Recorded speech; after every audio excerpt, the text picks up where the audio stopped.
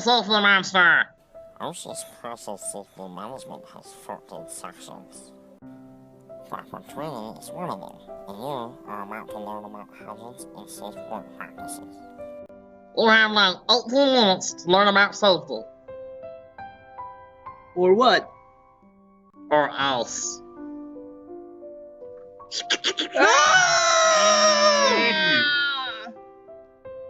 Good. I will see you very soon.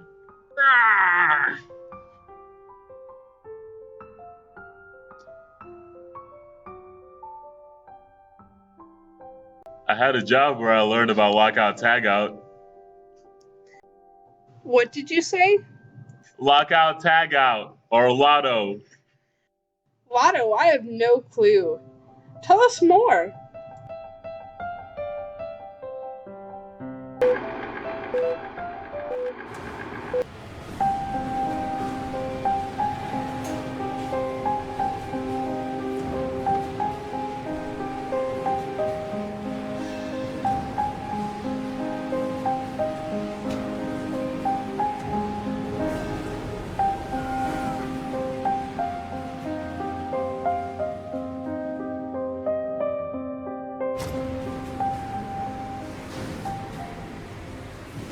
I guess we should learn about fire extinguishers before that monster comes back.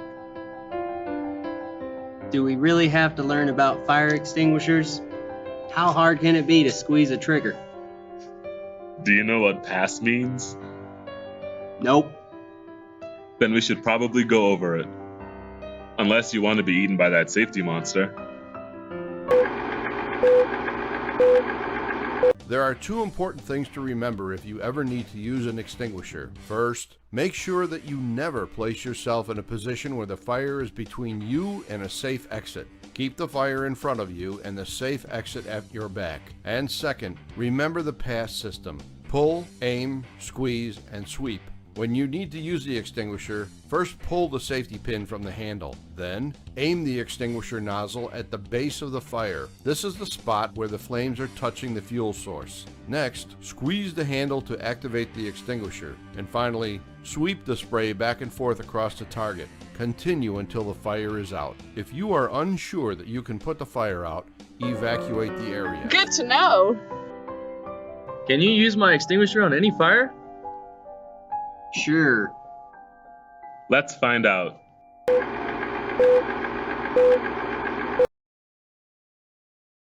Here's a quick explanation of the 5 most common types of fire extinguisher and their uses.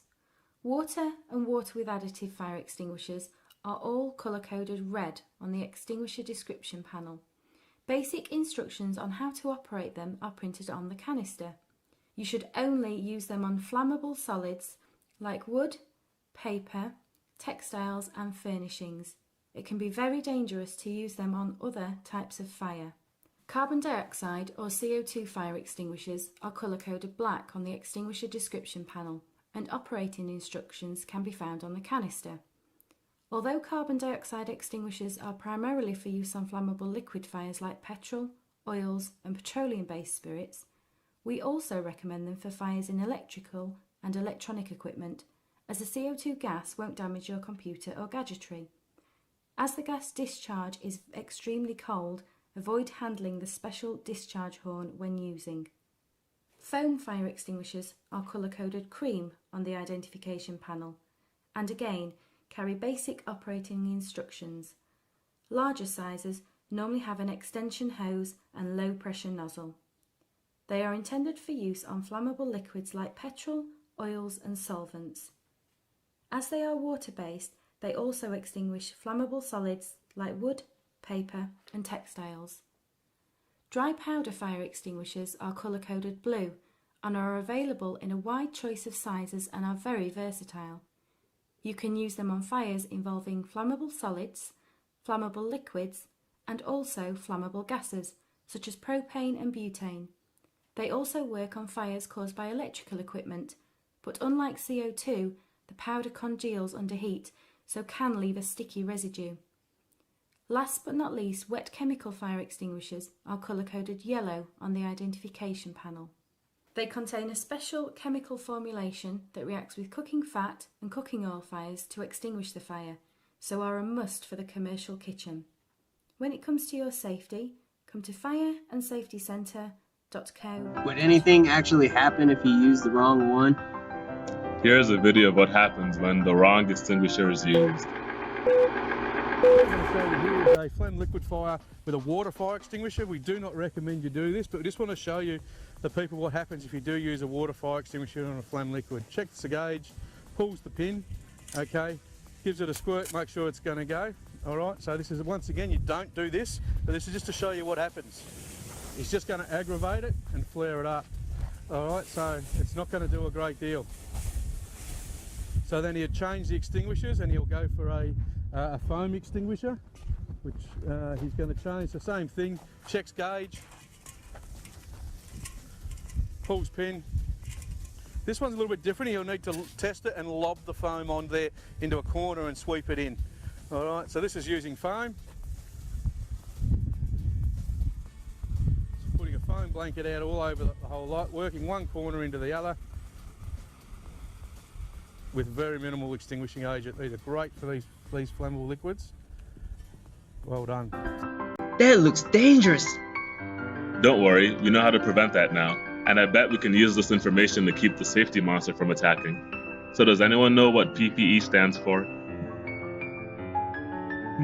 What? Who cares? PPE stands for Personal Protective Equipment. It is designed to protect the people from injury or infection. Oh. That's important. Yeah, I don't want to get hurt. That's boring. For example, there are hat, goggle, earplug, and else in PPE. First, let's watch a video.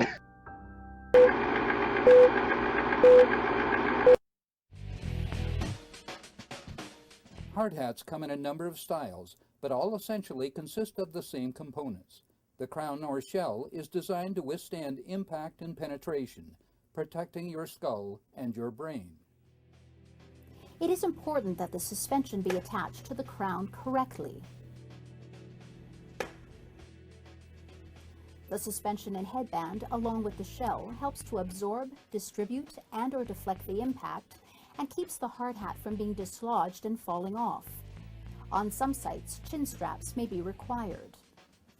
There are different grades of hard hats. Each hat is designed and tested to meet CSA and/or ANSI requirements. Hard hat shells are designed to withstand various degrees of impact. There are two types of impact ratings. Type 1 is for standard impact. A new Type 2 has been developed, rated for side impact. Always check with your supervisor to see that your hard hat is appropriate for the task. Before each use, check the shell and suspension of headwear for any visual damage. Any head protection subjected to severe impact must be removed from service and disposed of properly. Hard hats should be properly stored.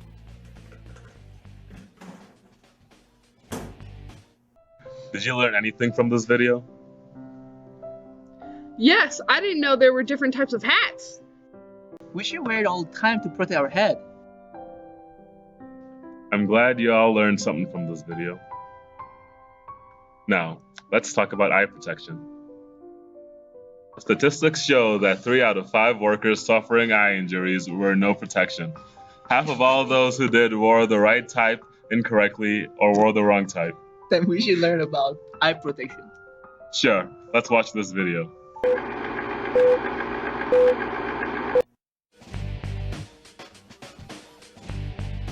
We often take for granted the precious organs that provide one of our most important senses, our eyes. And on a work site, there are many hazards that can severely damage or injure your eyes, possibly resulting in the loss of an eye or permanent blindness.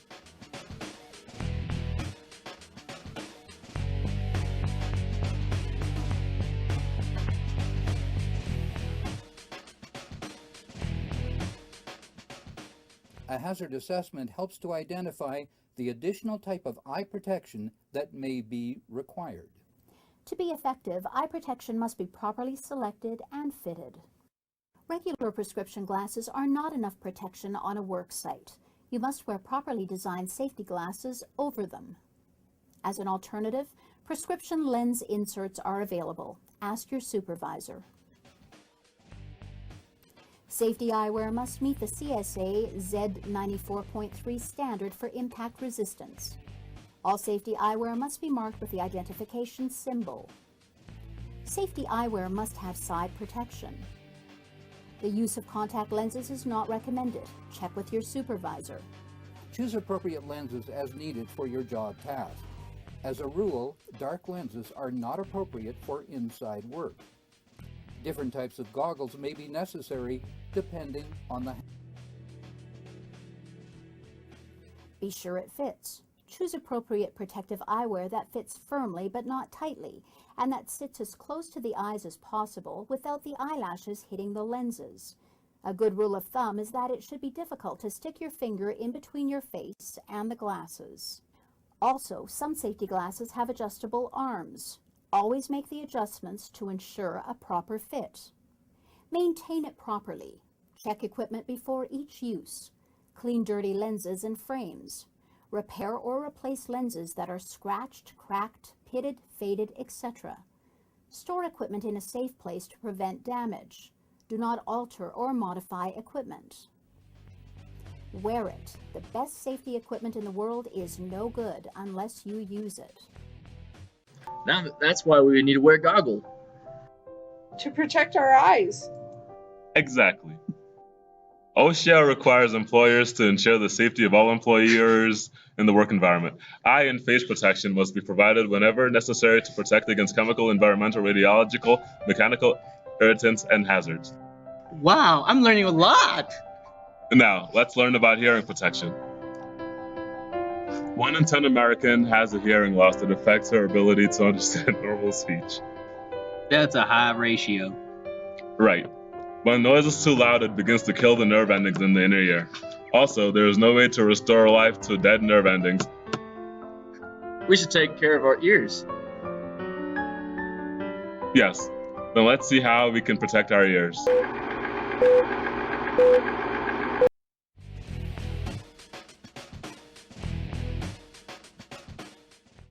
Extended exposures to high noise levels, both occupational and recreational, presents a hazard to hearing and can even result in irreversible hearing damage. Use hearing protection devices when engineering or administrative controls are not practical or fail to reduce noise exposure to acceptable levels. What did y'all think about this video? 85 decibels? Stop yelling! We need a ear protection. At least everyone pay attention. Besides these protections, there are gloves and footwear and PPE. I don't know. So we can protect our skin from burns? Or bruises, abrasions, cuts, punctures, fractures, and amputations. Good. I think everyone knows better about the importance of wearing gloves and footwear. Gloves are made from a wide variety of materials and are designed for many types of workplace hazards. So it's important to know to wear the right type of gloves. Yes, not only the glove, but also every PPE. That's why. Let's go outside and learn about heat. I don't want to. Ugh. Boy, I sure am thirsty. That sun is a great thing. But like all great things, you need moderation. Let's learn about guidelines about heat stress. Extreme heat in an environment can put workers at risk. Recommendations for employers. Schedule hot stuff for cooler parts of the day. Acclimatize people to hotter environments. Provide cool areas for use during break periods. Reduce physical demands of workers. And provide information on heat stress. Workers should be aware of their own health too. Recommendations for employees. Wear loose-fitting, light-colored clothing. Gradually build up to heavy work. Take more breaks in extreme heat and humidity. Drink 1 cup of water every 15 to 20 minutes. Avoid alcoholic drinks with caffeine. Heat exhaustion. Cool moist skin. Faintness. Heavy breathing. Weak, rapid pulse. Cramps. heavy sweating, lowered blood pressure, heat stroke, body temperature over 104 degrees Fahrenheit, nausea, flushed skin, rapid shallow breathing, racing heart rate, headache, and death. Now let's look at some good practices and bad practices.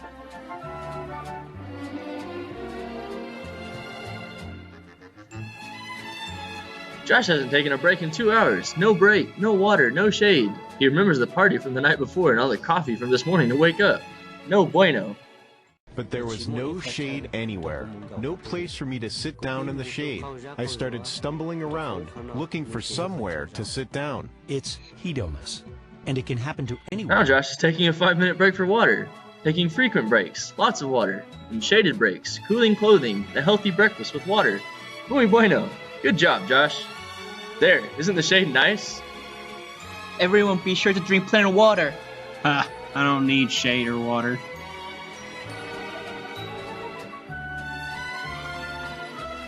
Oh no!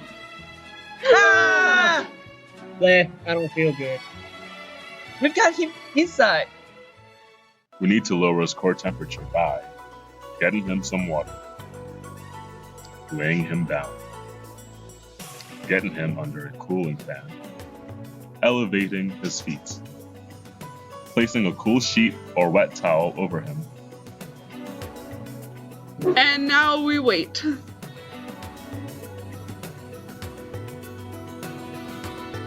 Just kidding. Based on the severity of heat stress, recovery can take anywhere between 15 days and 15 minutes and a few days, if recovery is even possible.